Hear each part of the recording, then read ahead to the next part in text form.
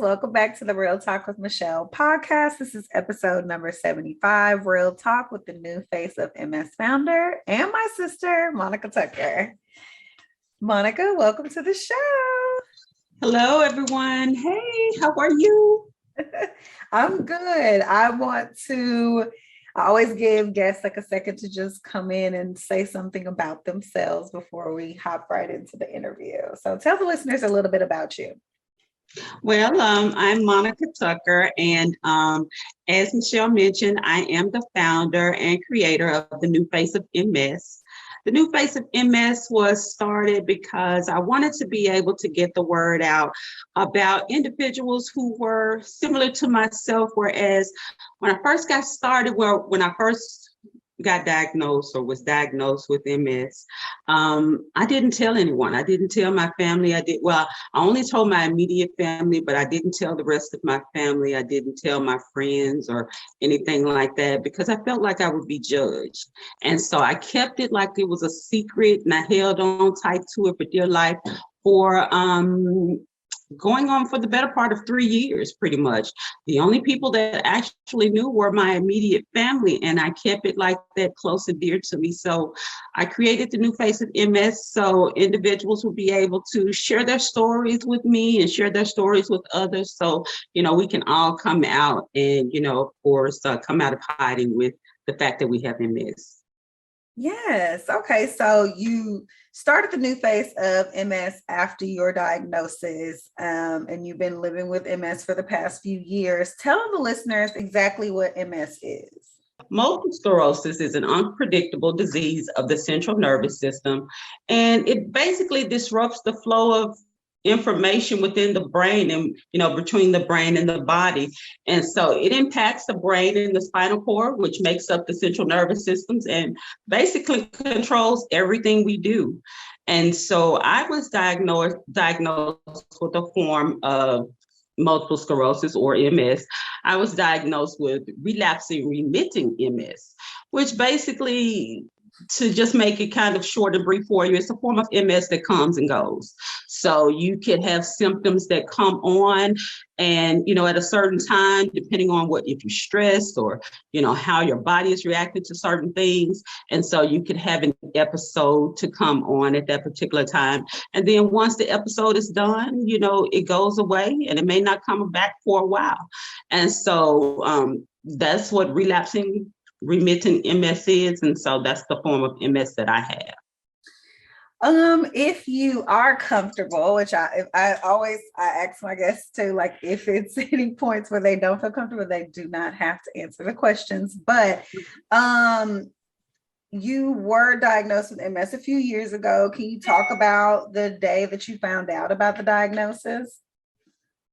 Oh my God. So the day that I found out about the fact that I have MS, it was January. I remember January of 2017, I was diagnosed. But prior to that, I started out with symptoms way back as far as to 2015.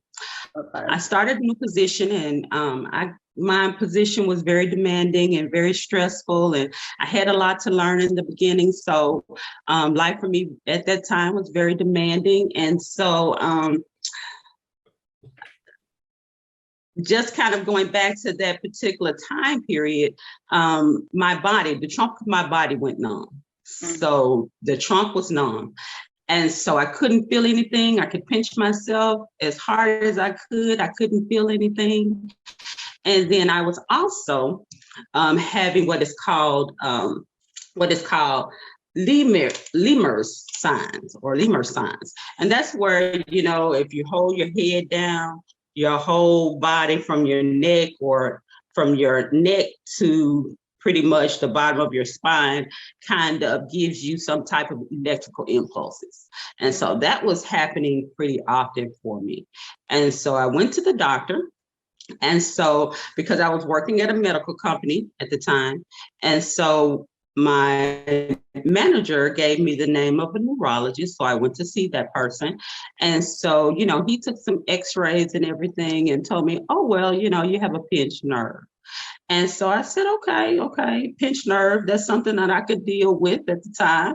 So I kind of took that information, put it in my back pocket because he immediately wanted to do some surgery and I didn't want to do surgery.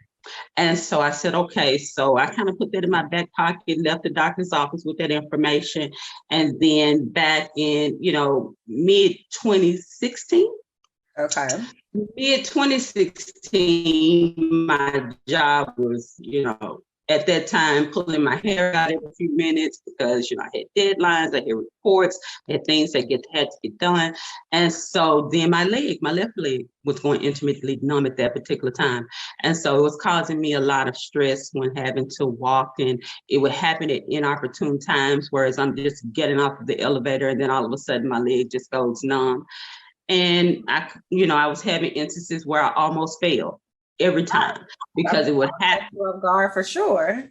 Yes, it caught me off guard. I would be walking and then all of a sudden I don't have a leg. And so I would almost fall down each time. And, you would have that look on your face with coworkers like, oops. so, and so, in just a minute. Yeah, like, wait a minute, I'm sorry, my cool points are gone, but you laugh with me, okay? so, it just became one of those things that everybody, we all giggled together, but it was concerning for me. Yeah. And yeah, so it became very concerning. So I said, okay, I'm gonna go ahead and go back to the doctor's office and see what's going on with this pinched nerve. I talked to my husband, told him I'm gonna have to take some time off from work, and I'm gonna have to deal with this pinched nerve. Mm-hmm. Well, I went back to the doctor's office, and at that particular time, he took some more x-rays. And at this time, it was the latter part of 2016. So he took some more x-rays. And once he took those x-rays, he said, I'll be back. Hold on for a second. Mm-hmm. So I waited in the office and everything. And then he said, I need you to go see this other doctor. I may need him to do some MRIs. And so let's walk around here and go see him. So I walked around, he took a look at my x-rays, and then he said, yes, we need to get some MRI scheduled. So from here, I'll be scheduling some MRIs. So we did that. And then, of course, he came back a few weeks later. I took my husband with me to the doctor's office at that time. And so at that time, I was diagnosed, and that was January of 2017. So I was diagnosed at that time with MS. So, yeah. So, that was my life in a nutshell. It was really pretty much a whirlwind. And the day that I was diagnosed, it felt like all of the power in my body just went out, to be honest with you. Mm-hmm. It felt like MLG and W had just disconnected my power cords. And that was it. It was a shocker for me. So the next few days after your diagnosis, like what do you do? Do you start to read up on it, research, try to what is the mind state after that? Well, of course, at that time, your mind is all over the place, of course. So it was from here to there, Google became my best friend. I was looking all over the place for, if you had this symptom, what was going on? If this was happening, what was going on? And what is relapsing, remitting? And, how do I deal with that? And, different things like that. So Google became my best friend. You start to research, you start to, try to look up what things can you do to, stop the inflammation in your body or to stop things from happening. And, your mind is really all over the place. You really can't put it into like a box of what do you do, because when you're first diagnosed, your mind is everywhere. You don't know who to talk to. And when you look online, it's not a lot of people. You have some entertainers, and you look at their stories, but maybe their stories do not align with your story at the time, and so it's difficult in the beginning. It's very difficult, with where you are and what you need to do at that time. How has kind of moving forward now that you have more information a little bit, kind of have been able to figure out how to move forward and live with your diagnosis. How has your daily life changed with MS? Well, my daily life now that I kind of have my MS, and symptoms under control, I've learned things to do, what not to do. So my daily life is, every day is different. Mm-hmm. Everyone with MS has different symptoms. So your daily lives are different. So, every day that I get up, I'm just thankful to be able to, get up and do the things that I enjoy. Going to my home office and work every day, do things that are mentally stimulating to me. And one thing that I found that is very important is that you do have to change your diet. So Okay. I work very diligently on changing my diet and, trying to do things that worked best for me. So I loved fruit smoothies and juices and different things like that. So I've definitely incorporated those into my daily lifestyle at this time. So, fruit juices are a part of my mornings and smoothies are my desserts, pretty much, but they're fruit smoothies and Yeah. vegetable smoothies. So, I have incorporated those things, and I try to exercise. Okay. My body has always been the type of body that craves exercise. And Mhm. for me, it helps me to manage my MS symptoms as well. Yeah. And so I do exercise. I do exercise and I do some type of physical therapy on a weekly basis too. Mm. Um, what are some like daily hacks that you use? Like what makes life a lot easier for you? Um, yeah. Well, when I get up, what makes life a little bit better for me is I have to stretch. Okay. When you get up from being sleep all night, your body is so stiff. So I have to wake up. I have to stretch. It's a part of my daily being. If I don't stretch, for me, it messes with my walking during the day. So I have to make sure that I stretch. So that's a daily hack. I don't know if it's a hack, I but it's a think must that's have. everybody at this point that's close to 40 and about to shoot on past it. I have to stretch now every day. What is this stuff? Yes, I have to stretch. So, like I said, it might not be a daily hack, but it's a daily must have. Yeah, it's So, something that makes it easier for you. What else do you have going on over there? well, and I also have a no excuses gym. So Okay. I can go up to the She hasn't gym and leaving her house, y'all, and it's nice. You don't have no reason to not be in shape over there with them I cookies. don't. I don't have any reason not to exercise. And I'm just gonna say this: if you don't have the home gym, at least for me, I love classes. I like being around people. So I still go outside of the house and do classes, do Yeah. exercise classes, Zumba classes, things like that. That works for me. Mhm. So, but if you don't have a home gym, do some classes, get around people who can encourage you on a Mhm. daily basis to help motivate you. So that's very important. But I go up to the gym and I ride on my bike. I Yeah. ride on my bike. Yeah. And No, then I ride on my elliptical. okay. Hmm. That sounds good. I was going to say next, let's talk about. I've been watching you online do the new face of MS. I'm super inspired, y'all. Y'all are going to have to follow the page to get in there and show support. But talk about what you hope to accomplish with the new face of MS. Who are you trying to pull in and target and help? Well, with the new face of MS, I'm trying to target individuals who, like I mentioned, were like me, Mm-hmm. didn't know how to come out to the family and friends, but wanted to do it in a very respectful, positive manner, just to show yourself as pretty and as gorgeous or as handsome and as lovely as you could be, just to kind of, say, hey, here I am, and, get welcomed by our community, because the new face of MS has been welcomed into the MS community by other individuals with MS. Okay. And so it has made me feel better about developing that initiative to make to have others to come out as well. So the goal is to get men and women to share their stories, just Okay. a brief story, hi, my name is such and such. And, I was diagnosed this month, this year, or if you only know the year, and, just share a little piece of information about, who you are or how you found out about, when you found out that you had MS pretty much, Mhm. or when what your diagnosis was like at that time.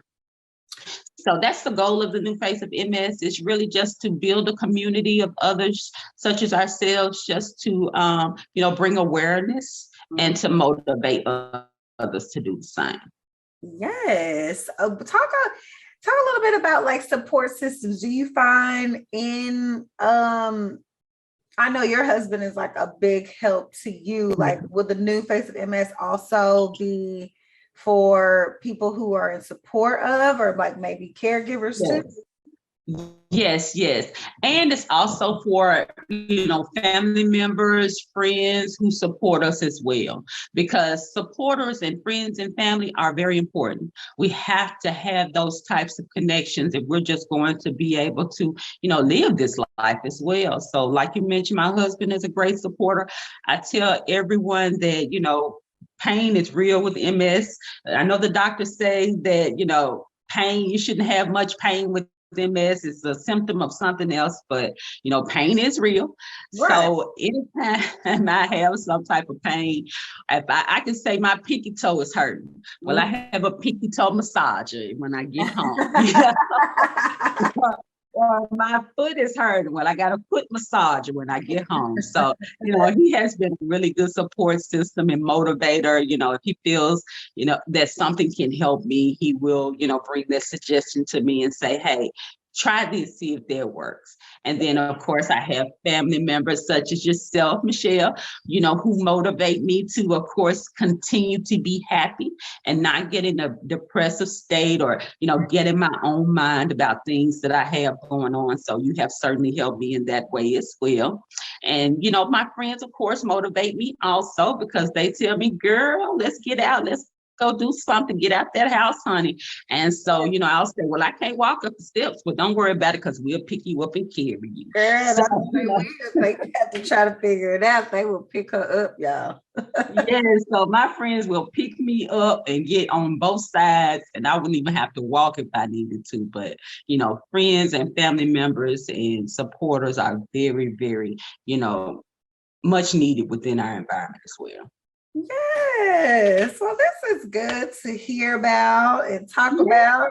I gotta move this on through, but it's like we were talking about kind of happiness, and that like that's a religion to me, honey. Like trying to stay joyful even when crazy stuff is going on in our lives. Mm-hmm. What is your relationship with like religion and spirituality? Well, of course, religion and spirituality is very important for me. Of course, raised in a Christian environment, I do believe in spirituality and the Lord and everything. And so, God is a good motivator for me. And I do read the Bible, and it does help me on days when, some days I feel like this pain is just too great for me. And so I do read so that I can get knowledge and be able to, go on day to day. Peace is good. And I find inner peace within reading the word.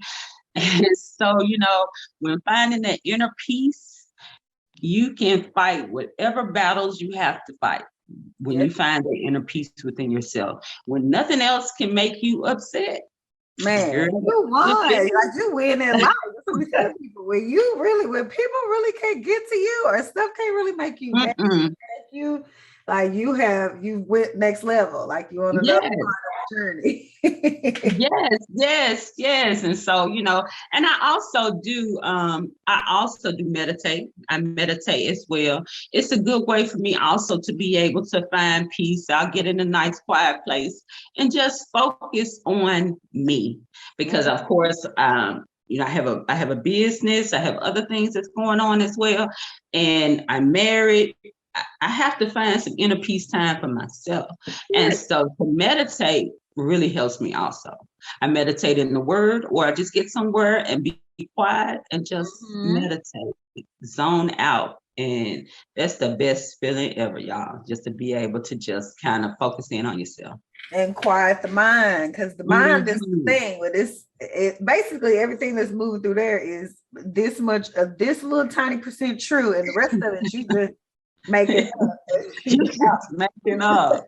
Exactly. It's just made up. Situation ain't even there yet. You done ran through 8 scenarios. Like it's so to be able to quiet that from happening, that's the part of meditation for me. Like where I could just make stuff stop for a second because my brain exactly. full of and stuff. Just think about it. Just think about it with us. You have a symptom and you have to sit back and think about 8 scenarios of either how that symptom started or how can I work through this symptom, what do I need to change? And so all of that busy stuff going on in your mind, you just have to stop and say, okay, wait a minute, let me take some time just to kind of focus in and quiet all of this background noise, and tomorrow I might get up and search Google. Yeah, and like try to figure out the real part of it. But today I got to get quiet. What other things do you do for self-care besides meditation? Well, you know me, sis. I do have that she shed. And women's she sheds are very important. Just like the men have the man caves. Well, we got to have the she sheds. She has a good room, y'all, like a whole room dedicated to nobody but her. Just her. It's lovely. Well, he has a man cave, so I have to have my she shed, okay? So it's just me back there, nothing else going on. And so I'll go back to the she shed and I will sit in my massage chair because, like I mentioned, I said my back hurt one day and then I got a whole massage chair. That's one of those real ones, y'all, that go like for your hand down to your toes. Like you put your whole body in there. It's kind of wild. Exactly. So I will go back and I'll sit in my massage chair and I'll just, massage myself out. Or I can say this one thing, that everyone should have like a self-care day. Yeah. Or a self-care time that you just dedicate to just self-care for yourself. And so, your self-care day could be Thursdays, or, if you work during the week, Saturday or Sunday, focus on doing nothing else for anybody else but yourself. You got to have a self-care day. That is so important. And for me, my self-care days are Thursdays. Okay. I have to do something for myself on Thursday. Yeah. Period. I don't care if I have to work or if I have to do something. When I get off of work, I'm spending time for Monica, doing me, whether it's going to a beauty shop appointment, going to get my hair done, going to get my nails done. It's important for you to have that time that you just dedicate and block off to yourself. That's so important. So important. And a whole weekend like that. My friends, son was in town, child. Honey, you couldn't tell me nothing from Friday. Together. It ain't like it's a burden to spend time with him, but just to not like nothing. I was just watching TV when nobody to change the channel. I was watching all the Datelines all day long. You can watch Dateline with me all day long. They think something wrong with you. But I watch Dateline and Snaps just intermittently. I'm like, all this Dateline episodes. But that's important. It's important. It's important to have that time, regardless to, like you said, if it's watching Dateline, if it's watching Snap, it's your time to just do nothing but do Michelle stuff. And so I have to have that. It's been like that for years. It was actually like that before my diagnosis, but after my diagnosis, that was like, it's happening. The stamp is made. There's no other day but these Thursdays. I don't care what you eat. Nobody care what you eat for dinner, and that's on you. I don't cook on Thursdays. That's it, period. You got to go out and get something else to eat on Thursdays. And I think I adopted that a long time ago, but it's really happening now. I understand. These places I was going to my workout, their workout went over to like 8 p.m. When I came home, I wasn't trying to talk about no food because I can almonds and go to sleep. So you worry about yourself. Work out yourself. That's it. That's it. And if you bring yourself something home, bring me something too. Okay. But I'm not cooking. Well, y'all know where we get it from. And I'm pretty sure that came from our mother too. So she was not Exactly. gonna do so. She was not gonna do it. It wasn't a joke. Yes. Yes, exactly. So, that's what I do. That's what I do for self-care. And, that's what I do to take care of Monica and to keep me balanced throughout this life I have. Yes, it's all about the balance. Well, I'm going to That's take it. a quick minute here. We're going to take a quick pause and we're going to hear from the sponsors. All right, guys, welcome back to the show. This is episode number 75, Real Talk with the new face of MS founder and my sister, Monica Tucker. So Monica, on this next part, I asked each guest the same question. It's starting to be my signature question, and somebody gonna catch on and say something about it one day. I am a certified life coach specializing in happiness and fulfillment. Tell me what your idea of happiness is and something you're grateful for today. Well, for me, happiness is, of course, for me, happiness is, of course, waking up and getting the opportunity to enjoy this life day by day, enjoy this journey that I have, whether it's up and down or down, it's a roller coaster, but I am happy to be able to enjoy this life with my family, my husband, my sissy, my sister, and my brother, and my mom, and my son. I do have a son. Let me make sure I mention him too. Very good.